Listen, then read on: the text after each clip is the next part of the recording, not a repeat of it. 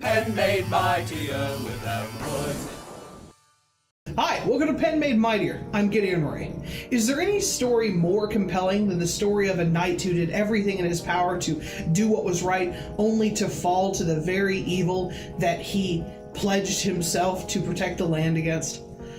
It's iconic. It's classic. It's one of those stories you know without even hearing it. And yet, it's still one of the most compelling things that we've seen on television in recent years. What do I mean? Well, stories follow this progression easily, without even trying. That's because this idea has been used in so many stories for so long, it's become ingrained in our stories. Things like Shakespeare's Macbeth and Othello, the fall of Lucifer, King David and King Saul in the Bible, and don't forget Loki, you Marvel fanboys and girls out there. But more than just a plot device that we see in a bunch of classic media, it's also the heart and soul behind stories like Breaking Bad and Deathnote if you're into anime. And it could be that the characters are really complex in these stories because the plot progression is very easy to follow and very natural, or maybe it's just easy for us to digest because the storyline is something that's rooted into our very culture by this point. But either way, I love The Fall of a Paladin. It's one of my favorite things to watch. Now, I know that Light from Deathnote and Walter White from Breaking Bad aren't paladins in the strictest of terms. They're not holy warriors in armor. But if you'll follow me, they're like modern-day paladins in their own right. I consider the true fall of a paladin to have 6+ steps. I'll get to what that plus means later. We're going to go over the first few now, and then we'll go over the rest in the next video next week. And by the end of it, I hope to have a really good, balanced dissection of what the true fall of a paladin entails. The first stage on the fall of a paladin is identifying the paladin, and he's usually the main character of stories that go along with this, but sometimes not. For our purposes today, he is going to be the main character in both the stories. In both Deathnote and Breaking Bad, the main character is our paladin. In Breaking Bad, the main character is Walter White. He's this man who wants nothing more but to teach chemistry and provide for his family and care for his upcoming daughter. He's willing to work 2 jobs, one of which sucks terribly, just so his wife doesn't have to work and so that she can take care of the kids. He's a truly good guy, and I think something we'd all aspire to be. In that first episode, I don't think I've ever felt so bad for a human being in my entire life. If you haven't seen it, you should probably go watch that. You should just go watch that anyway, even if you've seen it. Rewatch, man. Yay, marathons! In Deathnote, we have Light Yagami, and Light Yagami is this perfect student who can do no wrong, loved by his peers, adored by his family, highest expectations and hopes. We're talking, if he had armor, it would be gleaming in the sunlight. If only I could be so grossly incandescent.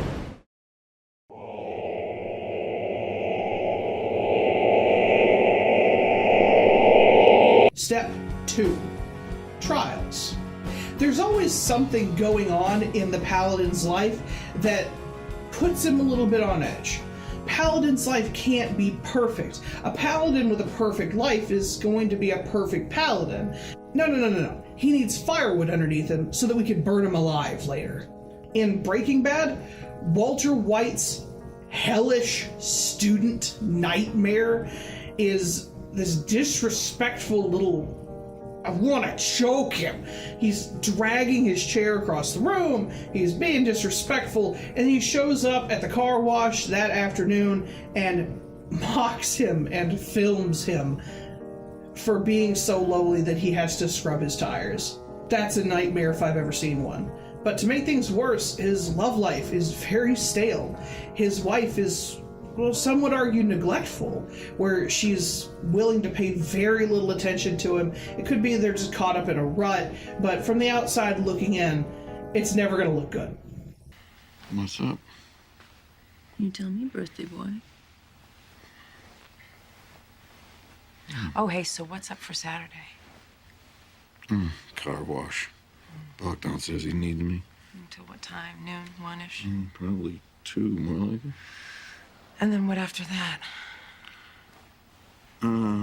Actually, I was thinking of driving up to Los Alamos. They've got... Light has a completely different set of trials. In Deathnote, Light, like I said, he's a perfect student, but he's a perfect student. And if we know anything about real kids, if they're really good at something and we're still trying to force them to do it over and over again, they're going to get bored. They're going to need an outlet. And Light wants an outlet. More than anything, he wants to be able to focus his efforts on something that really matters. And he feels like he's just a lot better than a lot of his classmates, and better than those around him in general. So he's bored, and he feels superior, and he wants something to make his life worth living. Like I said, a perfect paladin would be content here. But he's tarnished paladin, and that's all we need. We just need the firewood. That's all we need. Day in and day out. The same news on permanent repeat. This is all so ridiculous. This world is rotting. Step 3, this is the temptation. This is the paladin standing on the firewood, holding the match and saying, well, I mean, I could, but... And it's always important that the paladin is the implementation of his own destruction. The paladin has to say, yeah, I want to be a part of this because it's going to be awesome. Because he's so foolhardy, so foolish, so brazen, that he thinks he can get out of this scot-free, that nothing can stop him. Nothing can tarnish my honor. You won't impugn my dignity, you fat sack of crap. It's got to be from the paladin's heart that he thinks that he is above his own rebuke. And that's definitely true of both Walter White and Light Yagami. Their temptations manifest in 2 very different ways, of course. If you've seen both, you're sitting there nodding, and I know that you are. In Breaking Bad, it comes when his brother-in-law starts talking about how much money you can make real easy if you just know a little bit of chemistry and you're willing to get your hands dirty making meth. This was clearly an ongoing operation, one which was well organized. Hank, how much money is that? It's about $700 grand. It's a pretty good haul. As I say, it's a good day for the citizens of Albuquerque when we can put this big a dent in the local drug trade. But that's unusual, isn't it? That kind of cash? Well, it's not the most we ever took. It's easy money till we catch you.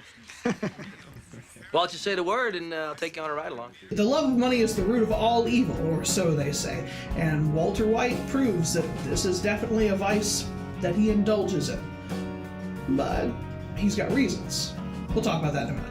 For Light Yagami, in case you haven't seen Deathnote at this point, in which case you probably should. I think it's on Netflix and it's definitely worth a watch. He's walking out of school and a magic book tumbles out of the air. And on the front is just written Deathnote. On the front page, a bunch of rules, seemingly gobbledygook, but the core of it stands.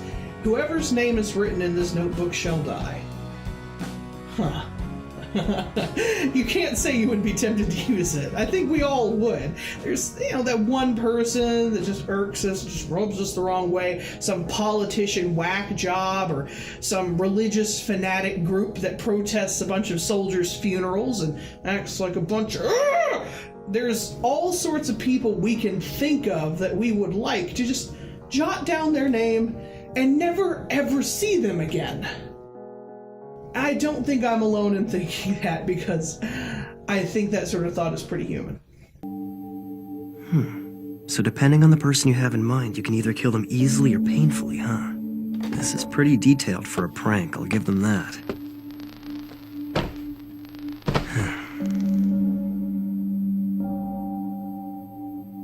So I write a name and that person dies.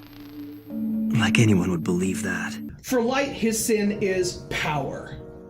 I mean, seriously, the power over life and death is the ultimate power that man has lusted after since the dawn of time. And he might have it in the form of a little blank notebook. Come back next week when we discuss the rest of the fall of the Paladin. See how he responds to the temptation in front of him, and what eventually continues him down the path to his own destruction. Thanks for sticking with me to the end of the video. I really appreciate it. And if you like the video and you want to make sure you can see the next one, hit the subscribe button, or hit the like button, or leave a comment, share it on Facebook, mail it to your grandma. email it to your uncle. Call up your state representative and tell him how cool this video. I don't care what you do. Just if you like it and feel like doing stuff, there's a bunch of buttons. Do the thing.